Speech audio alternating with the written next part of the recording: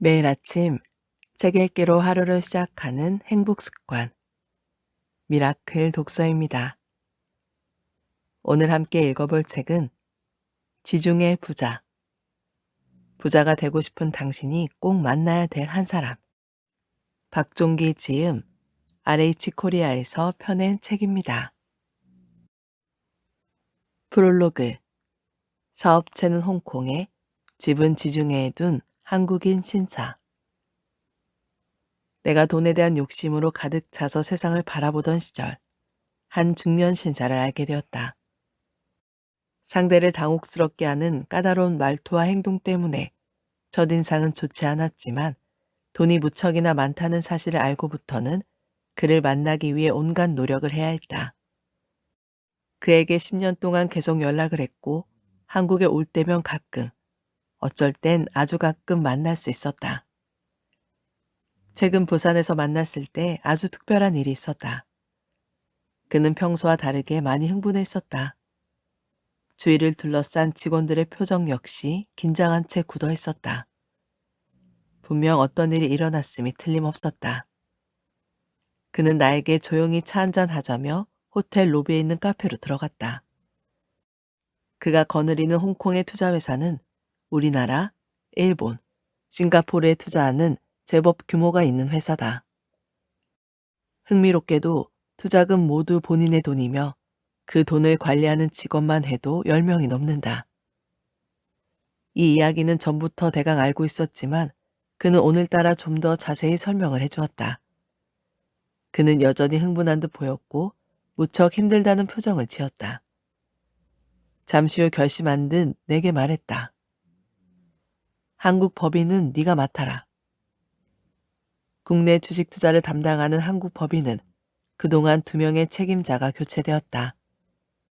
더 자세히 말하면 1명은 잘렸고 또 1명은 도망을 갔다. 얼마 전 2번째 책임자가 사고를 치고 도망갔기에 그가 급히 부산으로 온 것이다. 주식 투자의 하수격인 나에게 회사를 맡긴다는 것 자체가 말이 안 되는 일이었고 홧김에 하는 소리라고 생각했다. 잠시 숨을 고르더니 이야기를 이어갔다. 돈은 어느 정도 규모가 커지면 2가지 속내를 드러내기 마련인데 사람들이 그걸 이겨내지 못해. 여기서 2가지 속내란 하나는 사심이고 또 하나는 욕심을 말한다. 같은 말 같지만 사심은 남의 돈을 내 돈으로 만들고 싶은 욕구이고 욕심은 대가 없이 내 돈을 불리려는 것이다.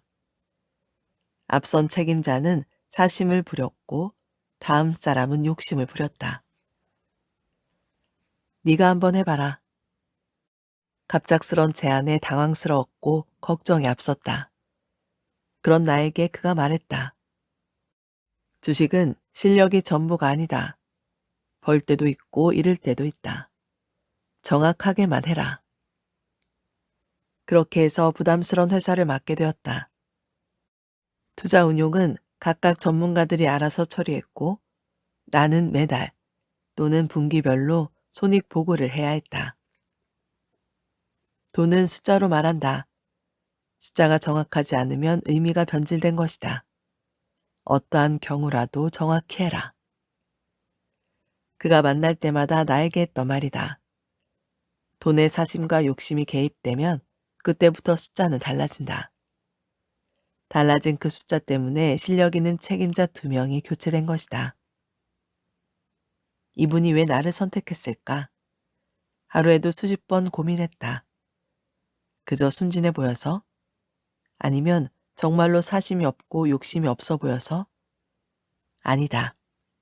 나도 사람이고 당연히 돈을 보면 좋지 않은 마음은 생긴다. 그도 그걸 알고 있다.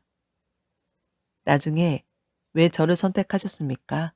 라고 물을 기회가 몇 번 있었는데 그때마다 시간이 지나면 알게 될 거라는 대답만 들을 수 있었다. 서울 가양동 판자촌에서 가족을 부양할 능력도 없이 살던 사내가 지금은 수천억 대의 자산을 가진 큰 부자가 되어 세상을 누리며 산다. 그가 어떻게 부자가 되었고 내가 그에게 무엇을 배웠는지 그 이야기를 지금부터 하려 한다. 참고로 그는 한국인이며 사업체는 홍콩에, 집은 지중해에 있다. 그래서 나는 그를 지중해 부자라고 부른다. 얼마 전 그의 이야기를 책으로 쓰고 싶다고 전하자 단칼에 거절을 당했다. 몇 차례 이메일을 보내고 전화로도 설득했다.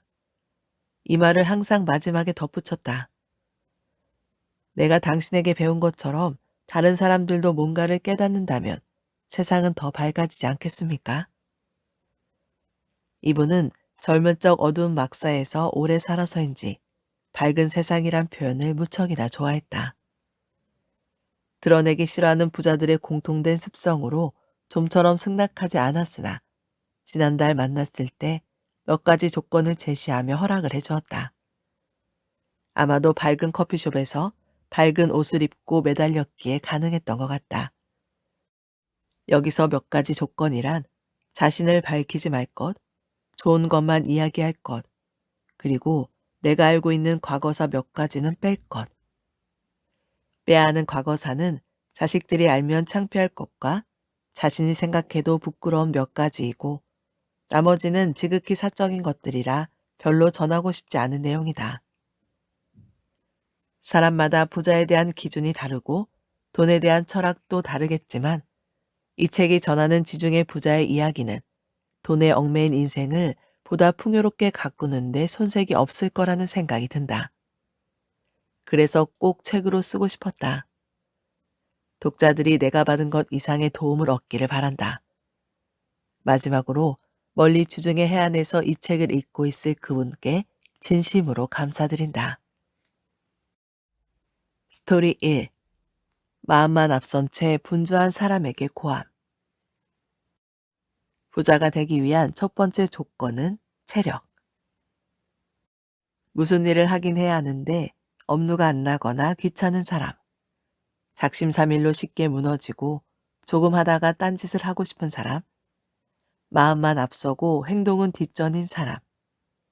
모두 체력이 약한 사람들이다. 실력 있는 수험생이 중요한 시험에서 실수를 반복하는 것도 체력 저하로 나타나는 현상이다. 부자가 되려면 어느 분야에서 성공을 거둬야 하는데 그때까지 버티려면 어마어마한 체력이 필요하다. 그래서 부자들은 그런 체력을 유지하기 위해 많은 시간과 에너지를 쓴다. 체력이 약한 사람들은 좋은 기회를 잡고도 엄두를 못 내거나 정상의 문턱에서 포기해버린다. 부자가 되더라도 오래 버티지 못하고 다시 원상태로 돌아온다. 그 많은 자산을 관리할 체력이 없기 때문이다. 어쩌면 이렇게 말하는 사람이 있을지도 모르겠다. 힘들더라도 정신력으로 버티면 됩니다. 하지만 정신력이 강한 사람들은 체력이 좋고 반대로 정신력이 부족한 사람들은 체력이 약하다. 정신은 체력을 이길 수 없다. 체력이 부족하면 실궁리만 하고 일이 생겨도 피하려 든다. 정신은 체력의 지배를 받기 때문이다. 우리가 부자를 부러워하고 시기하면서도 이기지 못하는 이유 역시 결국 체력이 약하기 때문이다. 부자들의 체력은 웬만한 사람들은 감당하지 못할 정도로 강인하다. 그래서일까? 지중해 부자는 제일 먼저 체력부터 키우라고 했다. 그럼 부자가 되기 위한 체력은 어떻게 키울 것인가? 운동하는 체력과 일하는 체력은 분명 다르다. 기초 체력은 운동으로 키울 수 있지만 일에 집중하고 끈기 있게 밀어붙이는 체력은 좋은 행동을 반복하면서 키울 수 있다. 가령 이런 것들이다. 충분히 잠을 자고 매일 일정한 시간에 기상하기, 규칙적으로 스트레칭하고 명상하기, 가슴에 땀이 흠뻑 젖을 정도로 운동하기, 몰입하며 독서하기, 말을 적게 하고 술은 주량껏 마시기, 많이 걷기, 혼자 산책하기, 걱정이 아니라 고민을 하는 습관을 갖기.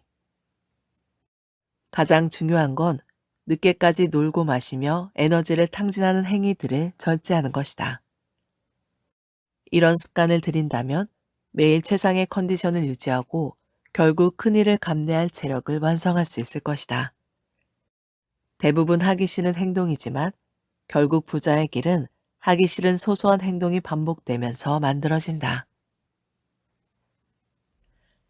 스토리 2. 세상은 네모 안에 있는 세모와 같다. 어떻게 위로 올라갈 것인가?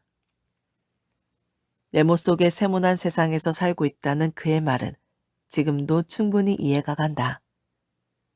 상위층에는 사람은 적지만 먹을 것은 많고 하위층으로 갈수록 사람은 많은데 먹을 것이 적은 현상이 딱 우리가 사는 세상의 모습이다.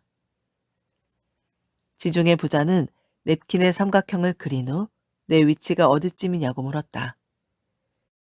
그리고 내 위치는 하위층이라고 단정짓더니 그곳에 작은 점을 그리고 위로 솟는 화살표를 크게 그려주셨다. 그는 말한다. 일이 생각처럼 잘 안 되고 있다면 지금 상황에서 답을 찾지 말고 일의 방향을 바꿔라.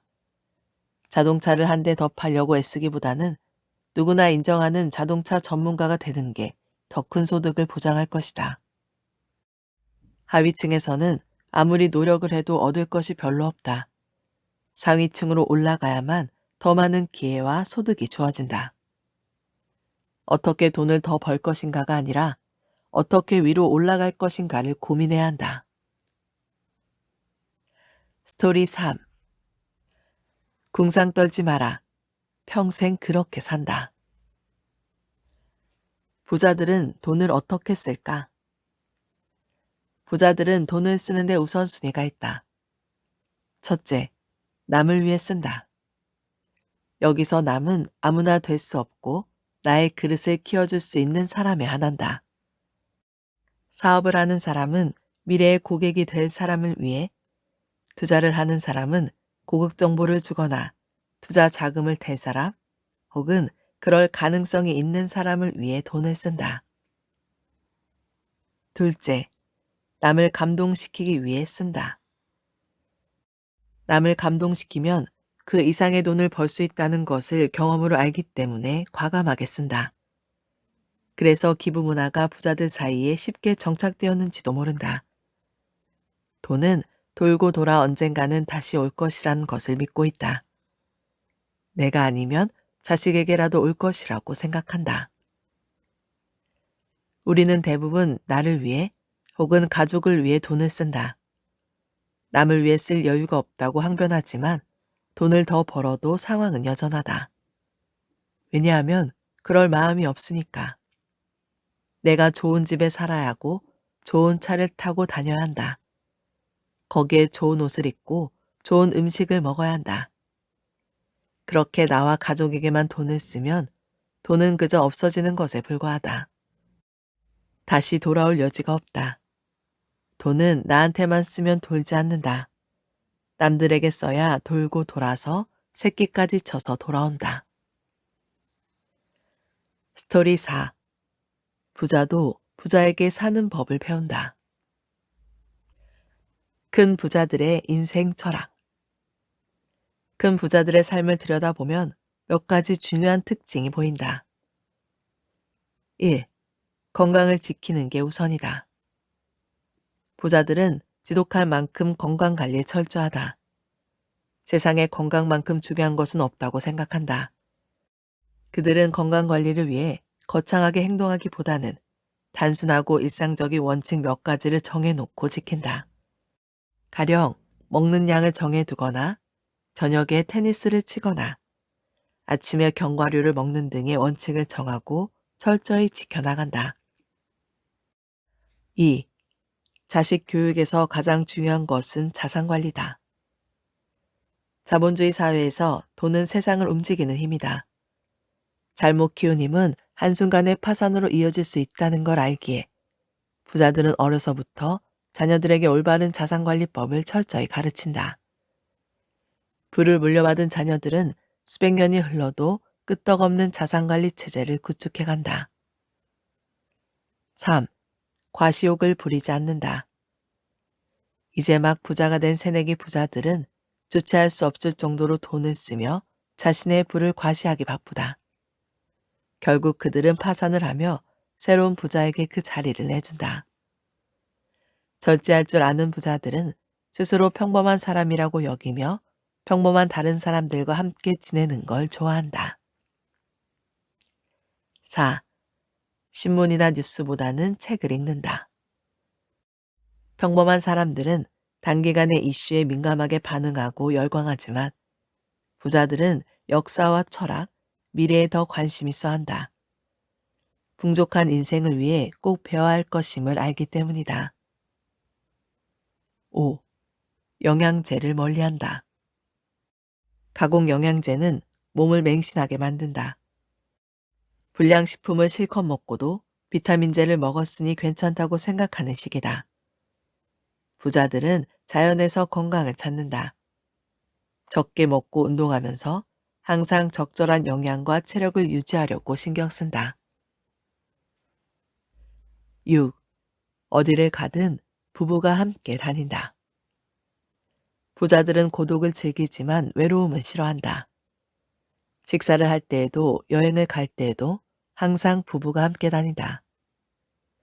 작은 현안에 대해서도 대화를 나누며 답을 찾아간다.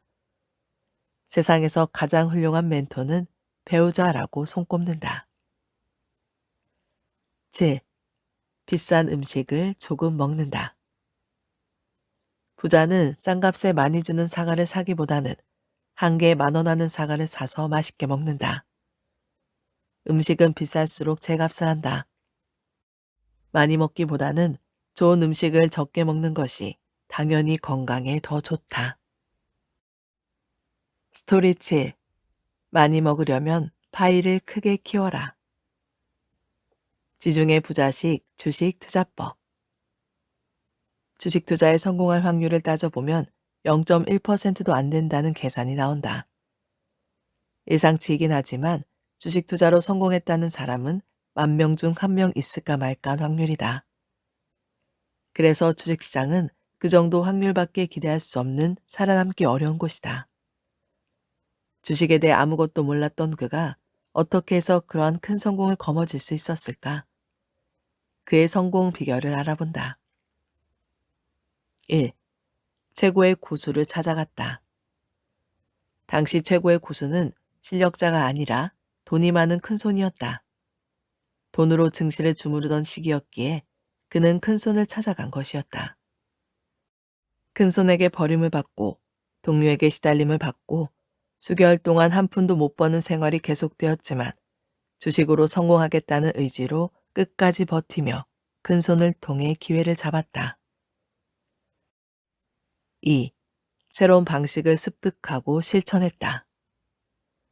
그가 본격적으로 전업투자에 뛰어들었을 때 국내 증시는 외국인 개방에 대한 기대감에 부풀어 있었다.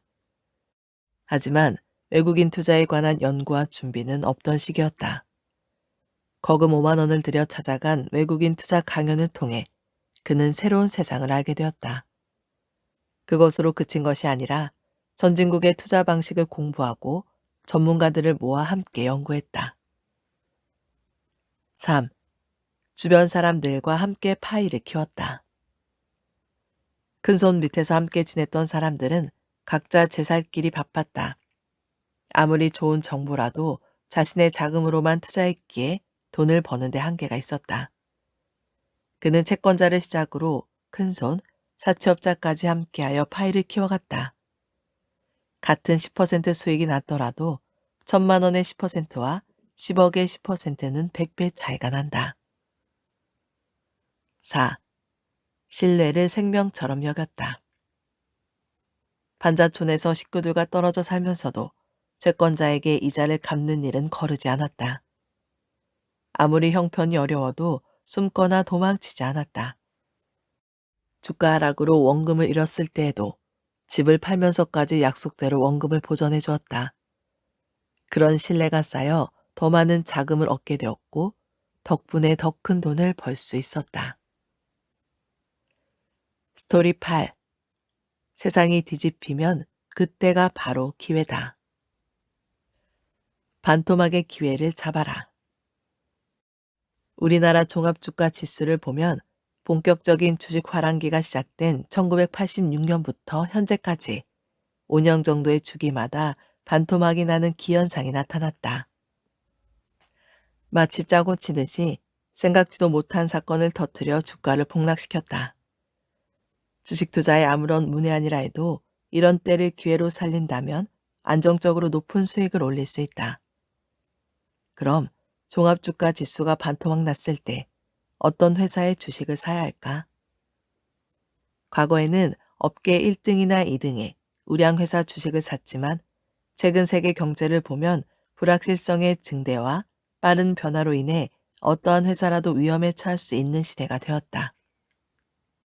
세계 1위를 수성했던 노키아와 소니의 몰락만 봐도 쉽게 이해할 수 있다. 이럴 때에는 단일 회사에 투자하는 것보다는 종합주가 지수에 투자하는 것이 좋을 수 있다. 대표적인 방법으로 코스피 200을 추종하는 코덱스 200이나 타이거 200이 있다.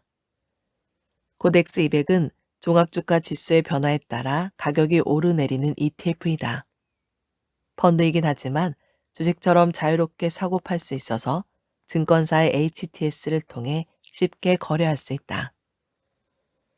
가령 코스피 지수가 2400까지 올랐다가 곤두박질 쳐서 1200까지 내려왔다면 이때 코덱스 200을 사서 기다렸다가 전 고점이 2400까지 왔을 때 파는 것이다. 100%에 가까운 수익을 낼 수 있다. 보다 더 안전한 투자를 원한다면 반토막이 날 때까지 기다릴 게 아니라 1400에서 샀다가 2000에서 판다. 무릎에서 사서 어깨에 팔라라는 명언처럼 수익률은 낮겠지만 보다 확실한 성과를 얻는 투자가 될 수 있다. 주의해야 할 점은 투자 기간이 장기간 길어질 수 있기 때문에 반드시 여윳돈으로 투자해야 한다는 것이다. 스토리 12. 지중해 부자의 어록 18. 근부자가 되고 싶은 사람들에게. 다음은 지중해 부자가 여러분에게 전해달라고 한 이야기다. 제가 살아보니 그럽디다. 부자는 태어나면서 결정되는 것이 아니고 어떻게 사느냐에 따라 얼마든지 될 수 있는 훌륭한 부모와도 같은 그런 존재입디다. 사람들이 저를 만나면 어떻게 부자가 되었느냐는 질문을 가장 많이 합니다. 그럴 때마다 어찌어찌하다 보니 이렇게 되었다고 대답합니다. 정말 그 말밖에는 할 말이 없어서 그렇게 대답합니다. 사람들은 부자가 되는데 특별한 방법이 있을 거라 생각하는데 그렇지 않습니다. 행복하게 살려면 어떻게 해야 할까요? 오늘을 행복하게 살면 내일도 행복할 일이 많아지듯이 오늘 부자처럼 생각하고 행동하면 결국 부자가 될 수 있습니다. 부자는 계산기를 두드려서는 절대 될 수 없습니다. 상위 1%의 부자가 되려면 200년은 좋게 돈을 벌어야 하는데 그렇게 해서 부자가 된 사람은 아무도 없습니다. 부자는 생각하면 바로 행동하는 사람들입니다. 여러분이 부자가 되는데 이 이야기가 조금이나마 도움이 되었으면 합니다. 1. 가족이 우선입니다. 어떤 것보다 가족이 먼저입니다. 어려운 일이나 힘든 결정을 할 때 무엇이 가족을 위하는 것인지 생각해 보시기 바랍니다. 가족끼리 신뢰는 꼭 지켜야 합니다. 부부 간의 신뢰, 부모 자식 간의 신뢰. 신뢰가 깨지면 세상과의 신뢰도 깨집니다. 가족과의 신뢰를 위해 언행을 조심하고 각자의 위치에서 좋은 사람이 되도록 노력하십시오. 2. 자녀에게 너무 많은 사랑은 금물입니다. 자식은 부족하게 키워야 합니다. 돈이 많아도 없는 척 해야 합니다. 돈은 어린 자녀에게는 가장 위험한 독이 됩니다. 돈은 우리에게 편의를 제공하지만 위험에 빠지게 하는 가장 쉬운 수단입니다. 자녀에게 많은 자산을 물려주지 마십시오. 스스로 일어서도록 자립심을 키워주어야 합니다. 자립심의 반대는 돈입니다. 돈이 있으면 자립심은 무너집니다. 자녀 관리는 곧 돈 관리를 의미합니다. 3. 수입의 1%를 기부하십시오. 어려운 사람에게 수입의 1%를 기부하십시오. 10%는 너무 많습니다. 금액이 크면 한두 번 내고 말게 됩니다. 1%가 적당합니다. 100만 원을 벌었으면 그중 10,000원은 남을 위해 아껴두었다가 그들이 필요할 때 아낌없이 주십시오. 세상의 돈은 일정하게 유지됩니다. 내가 1억을 벌었다면 누군가는 그만큼을 잃은 것입니다. 그들을 위해 지갑을 열어야 공평한 세상이 됩니다. 4. 마음을 넓게 가지십시오. 돈 몇 푼에 흔들릴 필요 없습니다. 지금 없더라도 언젠가 있을 때가 올 것입니다. 누군가에게 상처를 주었거나 돈을 빌렸다면 진심으로 사과하고 돈을 갚으십시오. 마음이 넓어야 쓸어 담을 게 많아집니다. 보이는 세상이 전부라고 단정하지 말기 바랍니다. 5.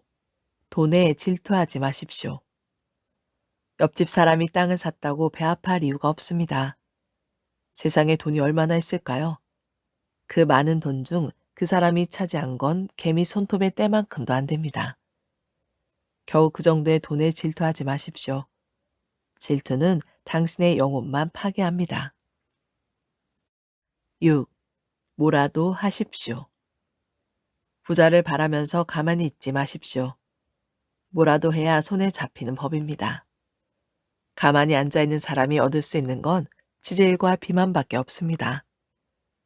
세상은 뿌린 만큼 거두는 법입니다. 언제 거둘지는 미질 수 있지만 그래도 뿌려놔야만 언젠가는 얻는 법입니다. 무거운 엉덩이를 벌떡 일으키고 밖으로 나가십시오. 세상이 어떻게 돌아가는지 관찰하고 돈이 어디로 흘러가는지 살피기 바랍니다. 부자는 그렇게 되는 것입니다. 7. 사람이 답입니다. 사람에게 잘해야 합니다. 나 외에는 모두 남입니다. 남이란 감사한 사람의 다른 표현입니다. 그들을 만날 때마다 감사한 마음을 갖고 감사하다는 말을 해야 합니다. 부자는 남들이 만들어줍니다. 남들에게 인정과 사랑을 베풀기 바랍니다. 8. 남에게 기대지 마십시오. 남이 언젠가 나에게 기회를 줄 거라 기대하지 마십시오. 그들도 먹기 살기 바빠서 나에게까지 올 것은 없습니다. 나중에 한몫 챙겨준다는 건 나를 제대로 이용하겠다는 말입니다. 그런 사람들은 버리십시오. 평생을 이용만 당하다가 사기까지 당하게 됩니다. 9. 세상에 헛수고는 없습니다. 세상에 공짜는 없듯이 헛수고도 없습니다. 지금까지 노력한 결과가 없다고 절망할 필요가 없습니다. 때가 되면 그 수고에 대한 대가가 반드시 나타납니다. 뭐든지 열심히 하십시오. 남들이 알아주든 말든 열심히 헛발질을 하십시오. 그런 것들을 모아둬야 한 번에 큰 힘을 쓸 수 있습니다. 10. 여행을 떠나십시오. 여행은 권태를 이겨낼 최고의 방법입니다. 삶이 무료하거나 지쳤다면 무조건 떠나십시오. 여행은 떠나는 연습을 통해 만들어집니다. 돈이 없거나 시간이 없어서 못 떠나면 영영 못 가게 됩니다. 다 털어버리고 가볍게 떠나십시오. 여행지에서 신선한 기운을 받고 오십시오. 새로움은 에너지를 만듭니다. 지금 하는 일이 잘 안 되고 있다면 여행이 필요한 것입니다. 11. 예술에 관심을 가지십시오. 악기, 그림, 골동품, 음악. 부자들은 이런 것들을 좋아합니다. 예술은 영혼을 맑게 해줍니다. 영혼이 맑아야 번뜩이는 아이디어를 떠올릴 수 있습니다. 기가 막힌 생각은 내가 하는 것이 아니라 세상이 보내주는 메시지입니다. 그 메시지를 받으려면 예술로 영혼을 다스려야 합니다. 12. 몸을 아끼십시오. 무리하지 마십시오. 몸이 지치면 아무것도 할 수 없습니다. 몸이 병드는 건 부자가 되는데 최대의 적입니다. 내 몸은 내가 잘 알기 때문에 내가 챙겨야 합니다. 힘들면 쉬고 아프면 병원에 가십시오. 몸을 아껴둬야 큰 힘을 써야 할 때 제대로 쓸 수 있습니다. 부자가 될 기회는 한 번에 올 때가 있습니다. 13. 주변 사람을 둘러보십시오. 그 사람이 부자가 될지는 만나는 사람을 보면 알 수 있습니다. 지금 삶을 바꾸고 싶다면 주변 사람부터 바꾸십시오. 사람은 무리동물입니다. 그 무리에 들면 그들처럼 살아야 합니다. 내가 원하는 삶을 사는 사람들을 만나십시오. 그래야 그들처럼 살 수 있습니다. 14. 자기만의 시간을 가지십시오. 지금 내가 가는 길을 잘 가고 있는지, 방향이 어긋나지는 않았는지, 내가 지치지는 않았는지 느끼기 위해서는 자기만의 시간이 필요합니다. 일주일에 서너 시간은 나를 위해서 비워두십시오. 조용히 산책을 해도 좋고 눈을 감고 누워도 좋습니다. 내가 어떤 생각으로 살고 있는지 자신과의 대화를 통해 생각을 깨우치기 바랍니다. 사람은 생각하는 대로 살게 됩니다. 15. 눈치 보는 사람은 되지 마십시오. 할 말이 있으면 하고 하기 싫으면 싫다고 하십시오. 그렇게 한들 해가 될 건 없습니다. 눈치 보는 사람은 둘 중 하나입니다. 윗사람에게 아부를 떨거나 윗사람을 무서워하거나. 그 사람보다 대단한 사람은 세상에 수도 없이 많습니다. 앞으로 그런 사람들과 어울려야 하는데 벌써부터 눈치를 본다면 당신의 눈만 아깝습니다. 16. 작은 일에 흥분하지 마십시오. 돈 몇 푼 더 벌었다고 흥분하거나 잘난 척하지 마십시오. 흥분을 가라앉히고 다음 단계를 차분히 준비해야 합니다. 작은 부자로 끝나는 사람은 그 정도에 만족하면서 스스로 한계를 짓습니다. 큰 부자들은 작은 성공을 쌓아 올려 결국 큰 성공을 거둔 사람들입니다. 그들은 어떤 성공에도 흥분하거나 과시하지 않습니다. 그럴수록 정만 늘어난다는 걸 알기 때문입니다. 17. 자랑하지 마십시오. 돈, 명예, 승진, 건강, 자식, 성적. 뭐가 되었든 자랑하지 마십시오. 내 자랑을 듣는 순간 사람들은 적으로 변합니다. 적이 많아지면 잃는 게 많습니다. 사람은 타고나기를 남 잘 되는 꼴을 못 봅니다. 자랑을 하고 싶거든 가족끼리 조용히 하든가 귀염둥이 뭉치, 애완견에게 하기 바랍니다. 18. 지킬 것은 정확하게 지키십시오. 돈, 시간, 약속, 계약, 정확하게 지키십시오. 주기로 했으면 주고 하기로 했으면 해야 합니다. 성공의 끝은 작은 부분에서 완성됩니다. 정확하지 않으면 성공은 없습니다. 지킬 수 없는 일은 애초에 시작하지 말아야 합니다.